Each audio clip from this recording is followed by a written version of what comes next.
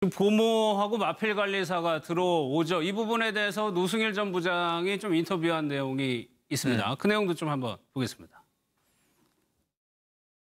예, 그 친구는 좀 얄미울 정도로 치밀한 면도 있어요. 아하. 예, 얄미울 정도로의 치밀함도 있고 또한 철부지 같은 면은 좀 제가 봤을 때는 없는 것 같아요. 엄마 머리 위에서 있는 정유라이기 때문에 저 그 부분도 정유라를 어렸을 때 이제 키우면서 도와줬던 보모에게 들었거든요.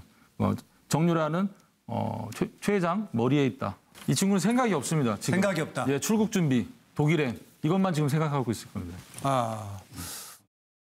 최영일 평론가님, 국민적인 좀 뭐 분노 이런 거는 그런 걸 거예요. 아마 태어날 때부터 보모가 5명으로 금이야 오기야 컸고 대학도 그렇게 갔고. 근데 결국에 이렇게 큰 사건이 났음에도 불구하고 아들하고 잘 지낼 거다.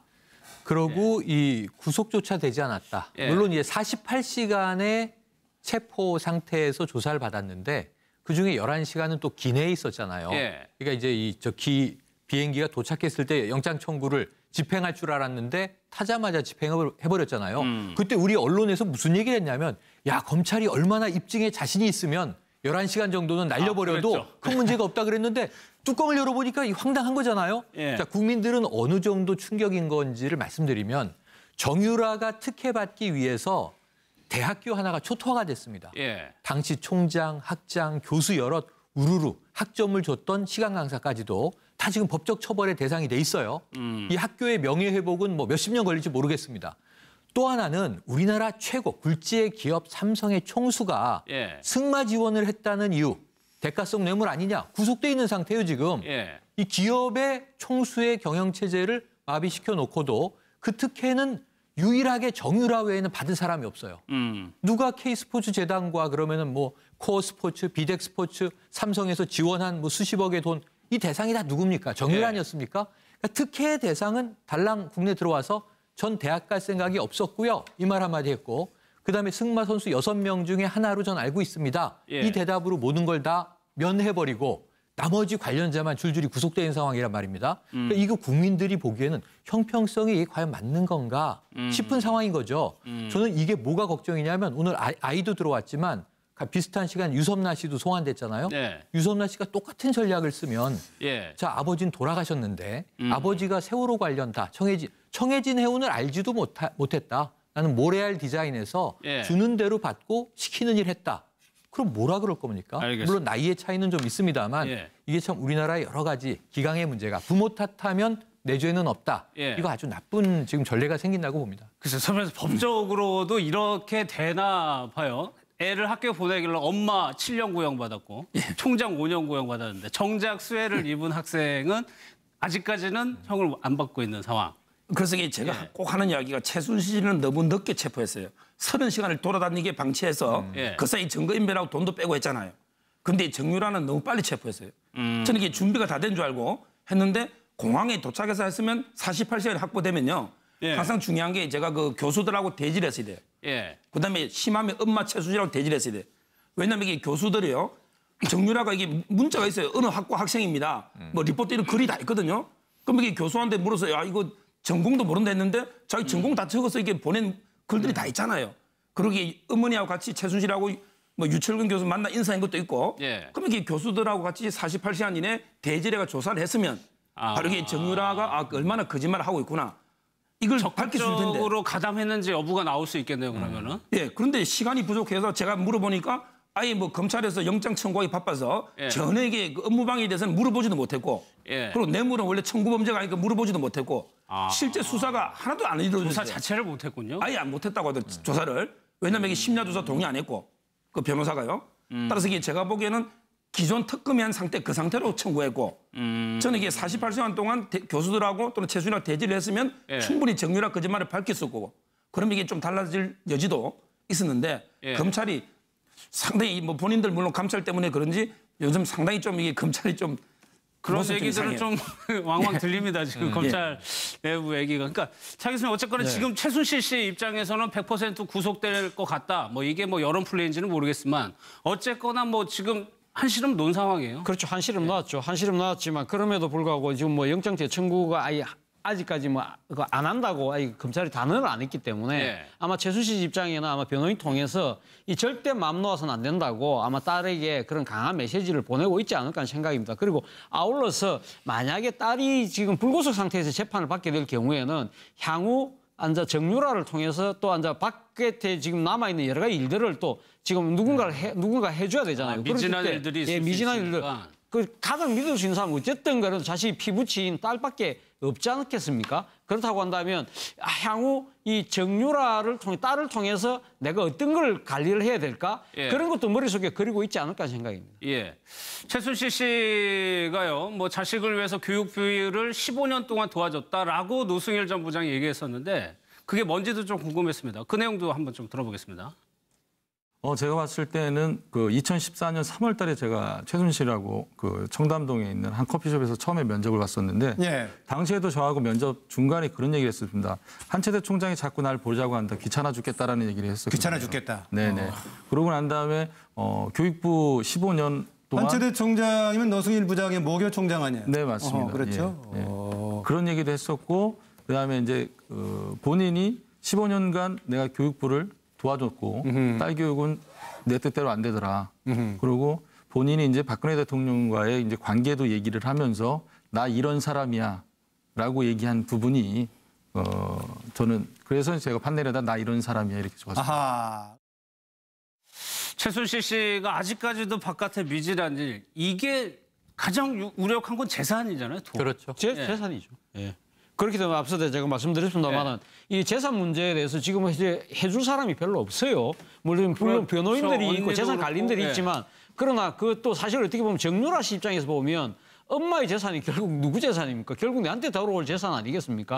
그렇다고 한다면 그러니까 이제 그 딸에게 상당히 아마 이 부분에 챙겨라고 아마 이야기할 가능성이 높고 또 한편으로는 정유라 씨가 만약에 완전히 자유의 몸이 됐을 경우에는 이 재산을 또 어떻게 또 마음대로 또 처분할지도 모르고 그런 부분에 대한 고민도 있기 때문에 거기에 대한 통제 장치도 아울러서 어떤 식으로 강구를 하고 있을 거라는 생각이 듭니다. 윤 대표님이 이번 사건으로 대하 드라마 한 100편 나올 것 같다고 말씀하셨는데 그 이후 정유라가 나중에 더 커서 또 굉장히 관심을 모을 것 같습니다. 출연진이 무궁무진하죠. 우리나라에서 대하 드라마를 100회 이상 할 수 있는 사람이 딱 두 사람이라잖아요.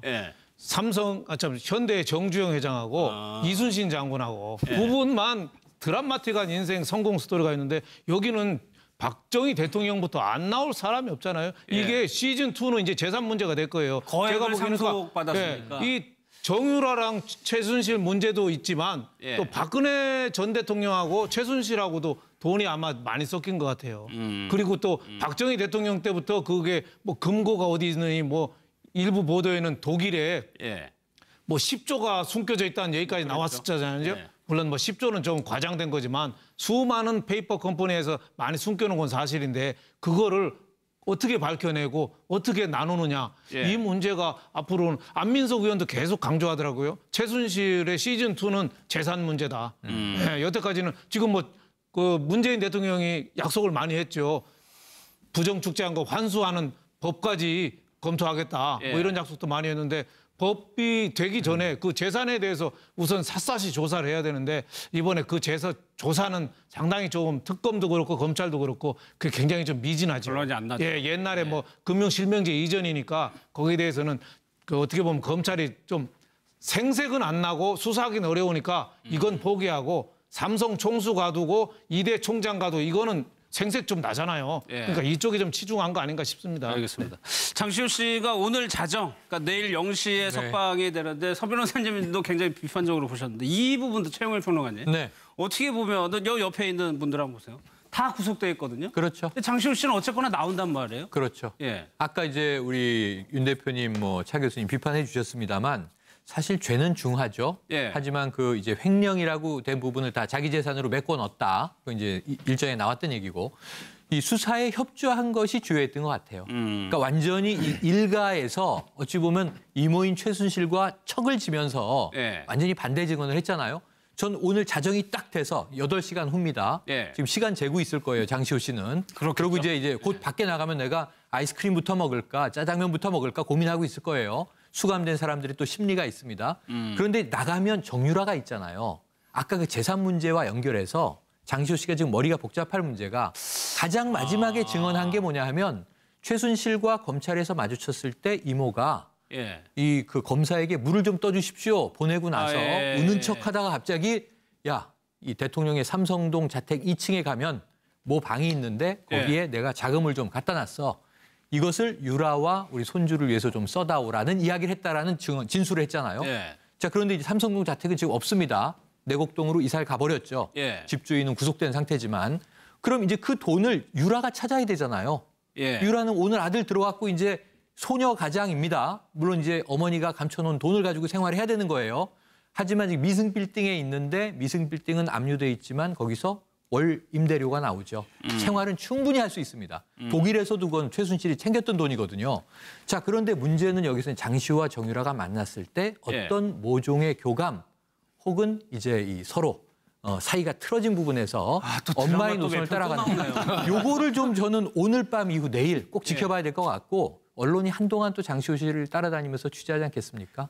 그렇죠. 그렇겠네요. 또 정시호 씨가 나오게 되면 또 언론들이 붙을 수 있으니까. 그러니까 저는 이게 저도 뭐 변호사 하면서 6개월 만기대가 출소하는 건 처음 봐요. 아, 그래요? 여튼 처음 봅니다. 왜냐하면 이게 그 재질이 나쁜 사람은요. 아까처럼 추가 기소나 다른 건으로 해서 이게 영장을 연장하거든요. 예를 들어 아까 정호성 비서관 이미 공무상 비밀 누설은 끝났지만 위정으로 해가지고 연장을 했잖아요. 그렇죠. 뭔가 이게 추가 기소나 다른 범죄로 연장을 하는데 그리고 이제 재질이 아주 낮은 사람 있잖아요. 근데 이런 사람들은 보통은 미리 보석을 해주거든요. 보통 이게 그 사전에 보석 청구해서 그러면 이게 돈을 걸고 도망 못 가게 조건을 정해서 이게 풀어주는데 보석도 안 하고 추가 기소도 없이 이게 6개월 만기대가 딱 노는 경우 이런 경우는 어떤 제한을 가할지 법원에서 마음대로 이동이 돼. 물론 출국 금지는 돼 있을 걸로 당연히 생각이 되는데 만약에 외국을 도망갈 수도 있잖아요. 도주라도. 따라서 이게 뭐 어떤 조치를 취하고 풀어지는지 모르겠지만 저는 이게 이런 경우는 교과서에서만 봤지 실제적으로 저는 한 번도 본 적이 없고요. 그렇게 이례적인 일이네요. 아, 이례적입니다. 그러면 왜냐하면 그렇다면 검찰에서 특혜를 줬다라고밖에 얘기할 수가 없. 저는 이게 가장 큰 특혜가요. 바로 뇌물의 추가 기소 안 한 거예요. 왜냐하면 이게 동계 스포츠센터 최순실 씨는 삼성이 그 요구한 걸 뇌물로 추가 기소를 했어요. 근데 그 동계 스포츠센터는 누가 봐도 장시호 씨가 상당히 역할을 했고 그 돈을 후원받은 돈을 본인이 다 횡령했잖아요. 그렇죠. 근데 어떻게 최순실이 만약에 아무 그 힘이 없다면 어떻게 본인이 다 그 횡령을 합니까? 근데 그 부분에서 강요만 원래 기소했던 걸로 돼 있고 근데 뇌물 부분이 추가 기소가 안 됐어요. 그러니까 위정한 건 없잖아요. 협조해서니. 그러니까 추가 기소가 없으니까 바로 이게 녹이 되는. 아마 이재용 부회장도 추가 기소가 없으면 만기 출소가 되지 않을까. 왜냐하면 이게 충분한 4가지 이재용 부회장 다 했기 때문에 추가 없으면 8월 28일에 놓을 걸로 보입니다. 굉장히 이례적이다. 그러면 두 번째로 보실 수도 있는 분들이 여기 이제 이제는 있겠죠.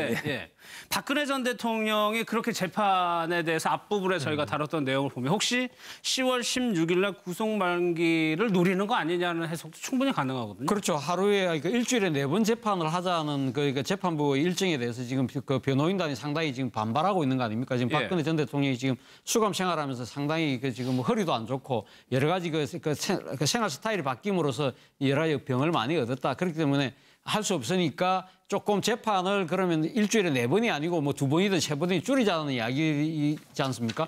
만약에 그 변호인단의 이 주장에 따라서 만약에 그렇게 될 경우에는 그럼 10월 16일 구속 만료 기간까지 1심이 안 끝날 가능성이 높습니다. 그러고 그렇게 된다면 과연 그때 그럼 장시호 씨처럼 6개월 구속 기간이 만료됐다고 해서 가면 나올 것이냐.